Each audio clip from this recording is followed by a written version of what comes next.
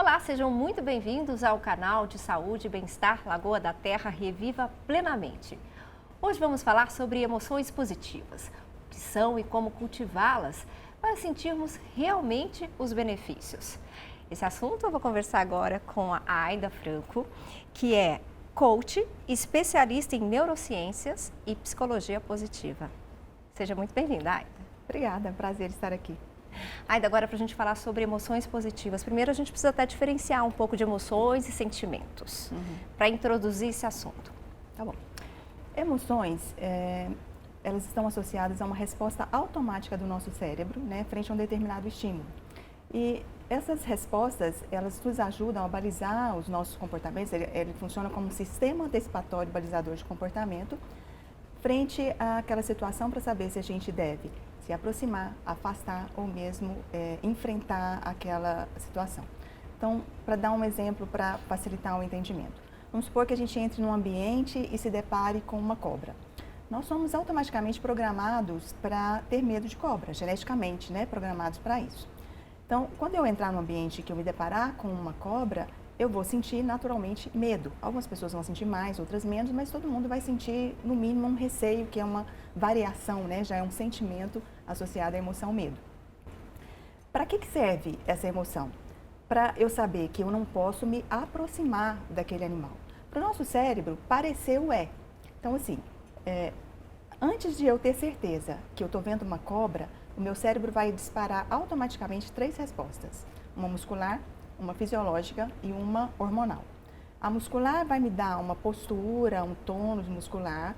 A fisiológica vai acelerar meus batimentos cardíacos, vai acelerar minha respiração, dilatar minha pupila. Então, quando dilata a pupila, eu tenho uma visão ampliada daquilo que eu estava olhando.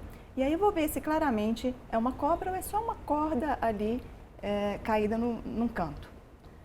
Vi que era uma corda, que não é uma cobra, meu cérebro me manda outra resposta para eu voltar ao meu sistema fisiológico, né? Eu esqueci de falar a terceira resposta, que é a resposta hormonal, que ela vai disparar na minha corrente sanguínea o hormônio necessário para eu gerenciar aquela situação que eu estou vivendo ali.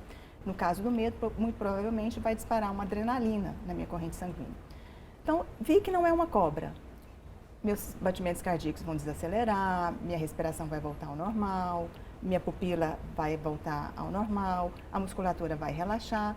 Então, eu estou novamente preparada para continuar o meu dia normal, vamos assim dizer.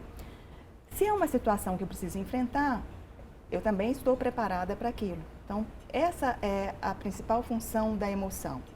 Um sistema antecipatório, balizador de comportamentos para saber como é que eu vou gerenciar aquela determinada coisa que se apresenta para mim. O que é o sentimento? O sentimento, ele é uma interpretação que eu dou para aquela emoção. Então, a partir daquela experiência que eu vivi, da emoção que me veio, qual é o sentimento, qual é a subjetivação que eu vou dar para aquela situação? Fiquei assustada só, aquilo me causou um pânico, qual é a gradação dessa emoção e como também eu posso administrar isso. Então, a partir da emoção é gerado um sentimento. De uma forma assim, bem simplista, né? A emoção ela é mais objetiva, ela é mensurável e o sentimento ele é mais subjetivo. Cada nós duas numa mesma situação, eu vou ter um sentimento, você vai ter outro, porque é uma interpretação muito mais pessoal. Agora, por que é tão importante sentir essas emoções, né, positivas e negativas? Bom, a gente vai falar aqui das 4 emoções básicas que elas são unânimes em termos aí de teóricos, né? Alguns se consideram 5, outras 6, mas você tem as 4 que são consideradas universais. Alegria, tristeza, raiva e medo. A alegria a gente considera uma emoção positiva no contexto social e as outras 3 a gente considera uma emoção negativa. Só que todas elas têm o que a gente chama de valência positiva e valência negativa da emoção. Então, por que é importante eu sentir a emoção? Porque tem uma valência nela que é importante para o meu comportamento, para o meu convívio, para o meu autoconhecimento. Então, por exemplo, nós falamos do medo. O medo, ele sempre vai surgir frente a uma ameaça à vida ou alguma coisa que é importante para mim. Então, eu vou sentir medo. isso vai me motivar a entrar no modo de sobrevivência protetiva. Por isso é importante eu sentir medo. Por que é importante eu sentir raiva? A raiva está relacionada à obstrução de obstáculos. Então, sempre que eu sinto raiva, eu vou ter toda uma preparação, né, fisiológica, hormonal, muscular, para eu enfrentar aquele obstáculo que está sendo colocado ali na minha frente. Então, se eu não sinto raiva, é muito fácil as pessoas me transgredirem e eu não fazer nada. Então, se eu sinto raiva, eu tenho força, eu posso mobilizar essa força para mover esse obstáculo. A tristeza, ela está associada às nossas perdas. Então, quando eu perco algo, eu vou sentir tristeza, perco alguém. E por que é importante eu sentir isso? Qual a valência positiva da tristeza? A importância disso é que se eu sinto a tristeza, eu sei que algo ali está errado, que algo precisa ser olhado, que algo ali precisa ser trabalhado em mim. Se eu nego isso, eu perco a possibilidade de gerenciar a minha vida e ter uma satisfação maior, alternativas melhores, né, para conduzir minha própria vida. Então, a valência positiva e a negativa das emoções nos ajuda nisso. Qual é a valência negativa de todas as emoções? Eu não falei da valência positiva da alegria, né? A valência positiva da alegria é que ela me ajuda a experimentar cada vez emoções mais prazerosas. Então, experiências que me dão alegria, a partir desse sentimento eu quero repeti-las. Qual a valência negativa da alegria? Se ela for demais, né? Se ela estiver fora de contexto, eu vou para a euforia, que aí é algo que pode ser prejudicial para mim. Valência negativa do medo. Se ele for maior, se ele for muito grande, se ele durar muito tempo, posso ir para o pânico, para uma síndrome de ansiedade. Valência negativa da tristeza. Se ela durar muito tempo, for muito profunda, posso ir para uma depressão. Então, eu preciso saber que todas as emoções são importantes e que tem o lado delas que é benéfico, né, e que é natural e que eu preciso viver, e tem o lado da valência negativa que eu preciso cuidar para não ir para esse lado. Sim, a gente tem essas emoções, mas por que a gente tem essa tendência de ir sempre para o lado negativo? Os neurocientistas explicam essa tendência pela formação do nosso cérebro. Desde lá, né, nos primórdios, quando o nosso cérebro foi formado para isso que é hoje, a gente, né, nossos antepassados viviam num ambiente muito inóspito. Então, quem sobrevivia era quem tinha a condição, a capacidade de antecipar os perigos, né, de visualizar os perigos e criar estratégias para se livrar deles. Então, à medida que a gente observa muito algo, a gente vai criando sinapses e formações cerebrais que nos ajudam a direcionar o olhar para isso. Então, nosso cérebro foi construído assim. Aí a gente pode pensar, mas hoje a gente não vive mais nesses ambientes, né? Por que então a gente continua com essa tendência de olhar para aquilo que sinaliza perigo? Porque o perigo hoje é outro para nós, né? Hoje qual que é o nosso medo? O medo de ser cancelado nas redes sociais, o medo de não ser aceito, o medo de ser excluído, o medo de não ser bom o suficiente. Então a gente continua com o olhar voltado para isso, para poder criar estratégias, né? A questão é que se a gente não sabe gerenciar, se a gente fica só com o negativo, isso pode nos causar mais mal do que bem. Uhum. Agora você tocou nesse assunto de rede social, tal, e quando a gente fala de emoções positivas, a gente também pode falar da toxicidade, né, das emoções. Porque quando fala positivismo, você acha assim, acontece alguma situação, tá tudo bem, pensa positivo que vai dar tudo certo. É isso mesmo, a gente está falando de um assunto que faz, né? faz dera sentido. Só pensar positivo resolvesse. Tem uma frase do Martin Seligman, que é o criador da psicologia positiva, que ele diz que o oposto de pensamento negativo não é pensamento positivo, é pensamento crítico. Então, eu preciso olhar para aquela situação com criticidade para entender o que eu posso fazer em relação àquilo. Tem situações que são negativas mesmo, não tem como olhar e falar assim, não, vou continuar pensando positivo que vai dar tudo certo. Então, tem contextos que você precisa entender que é ruim aquilo que você está vivendo para poder, né, criar suas estratégias de enfrentamento. Aida, agora, fala porque quando a gente fala alguma coisa, né, uma palavra ofensiva ou a gente, de repente, vivencia uma situação constrangedora, diz que para você reverter aquela situação, precisa de pelo menos umas 3 palavras positivas. É isso. Como é que funciona? Então, tem uma equação que se chama razão losada, que é que para cada emoção negativa eu preciso de 3 positivas para superar a negativa. Isso foi uma pesquisa que um cientista da psicologia positiva fez e chegou nessa métrica. Mas no ano passado, 2020, a neurociência derrubou essa teoria. Qual é a base, né? De que não é 3:1, 2:1, isso não dá para a gente fazer essa métrica, porque depende muito do que foi o negativo e do que é o positivo. Porque às vezes o negativo é algo tranquilo, corriqueiro, que no final do dia eu já esqueci. Às vezes não, às vezes é algo mais denso, mais pesado, que, né, se conectou com algumas outras questões, então precisa de um tempo maior.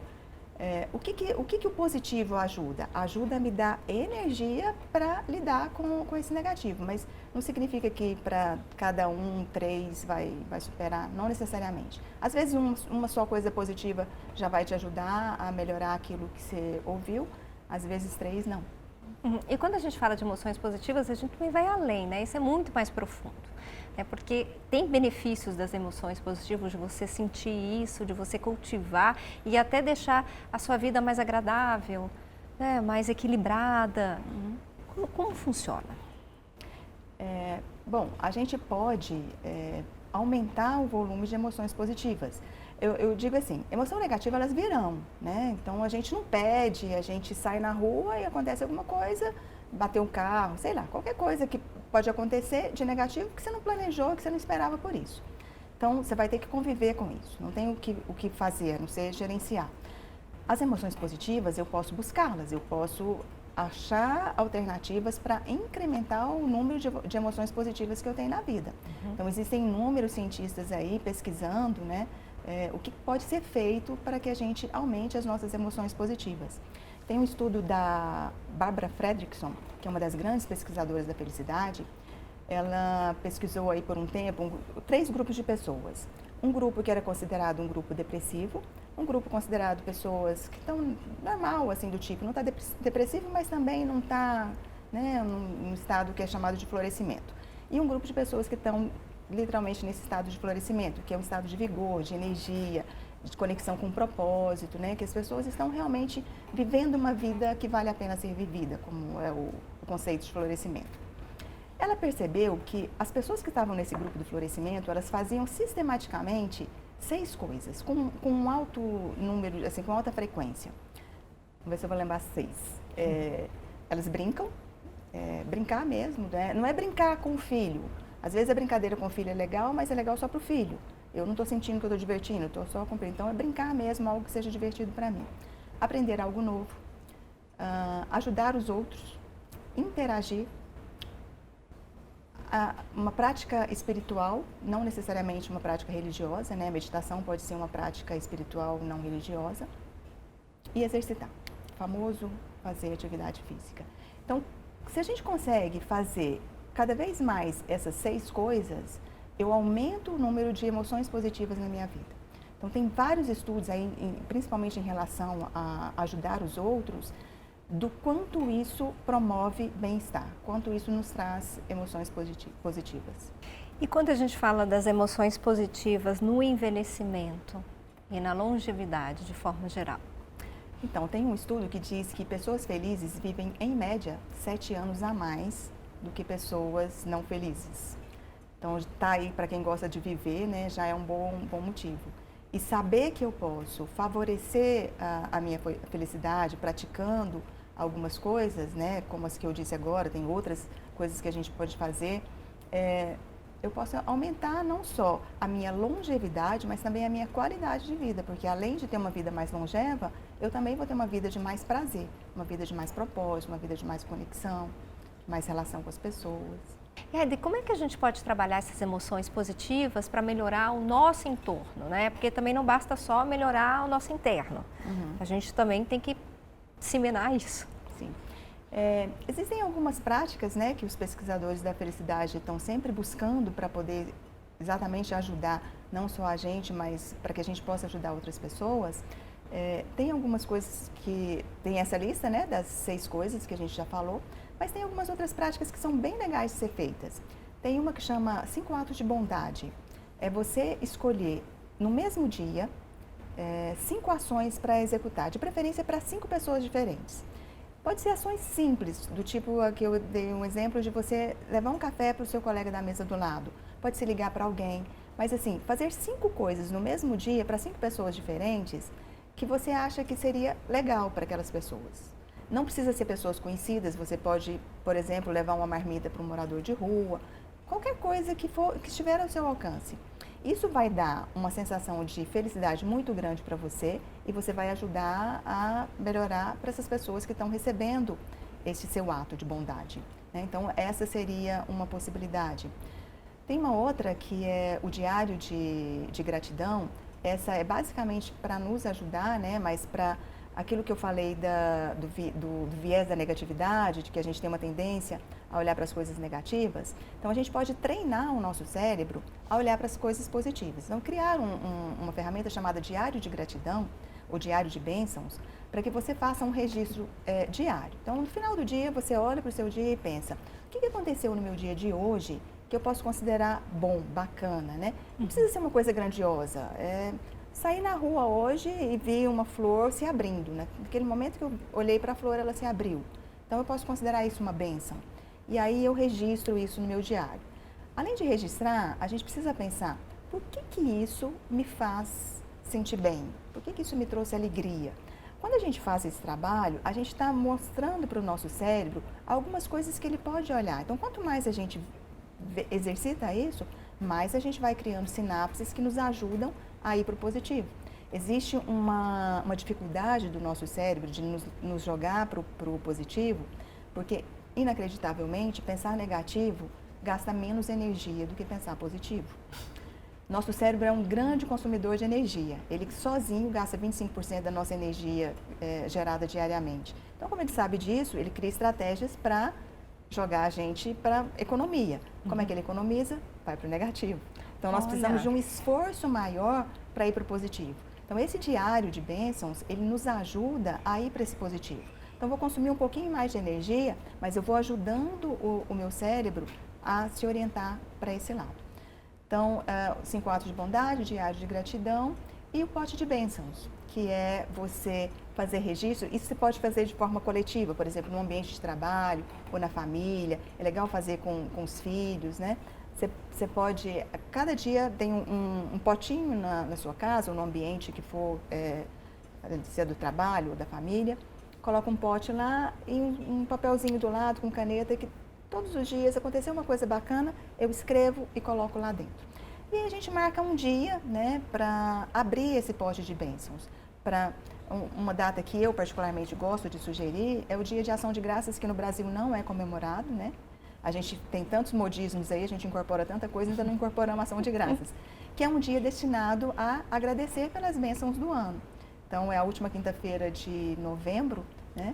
Então, pode ser uma sugestão de data, ou pode ser o dia do seu aniversário, ou o dia de Natal, enfim, ou uma vez por mês, né? O último dia do mês, a família senta ali e abre quais as bênçãos do ano. Isso nos faz lembrar, né, daquela bênção que aconteceu, tem um volume ali e também ajuda a gente a ir treinando o nosso cérebro para sempre estar olhando para as coisas positivas. São coisas simples, coisas que não custa dinheiro, coisas que não vai gastar muito tempo e que você tem a possibilidade de melhorar o seu padrão mental, as suas emoções e ter uma vida de mais satisfação. Já é uma proposta boa para começar 2022. Por que não? Não precisa esperar 2022 não, pode começar agora. A gente começa 2022 já colocando tanto de papelzinho dentro desse potinho. Aida, e mais alguma coisa eu gostaria de falar sobre as emoções, né? Porque assim, quando a gente fala de emoções, né, é tão difícil controlar, dependendo da situação que está, mas olha só, existe treinamento. Quer dizer, a gente, de fato, controlar, a gente não controla porque ela acontece em fração de segundos, ela é muito rápida, né? O que a gente consegue é gerenciar a partir da emoção que acontece.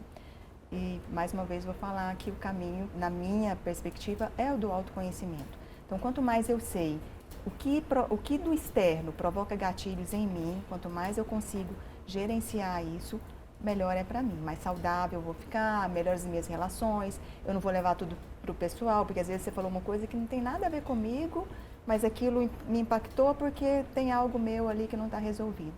E aí eu acabo, né, de repente, te destratando ou te virando as costas, do tipo, não quero mais conversar com Letícia. Enfim, a gente, pelo autoconhecimento, a gente consegue ir gerenciando melhor as nossas emoções. O caminho do autoconhecimento são vários, né, Letícia? Você sabe muito bem disso. Pode ser terapias, psicoterapias, pode ser a meditação, pode ser espiritualidade, enfim. Cada pessoa vai encontrar aquilo que faz mais sentido para ela, que tem mais conexão com o jeito dela.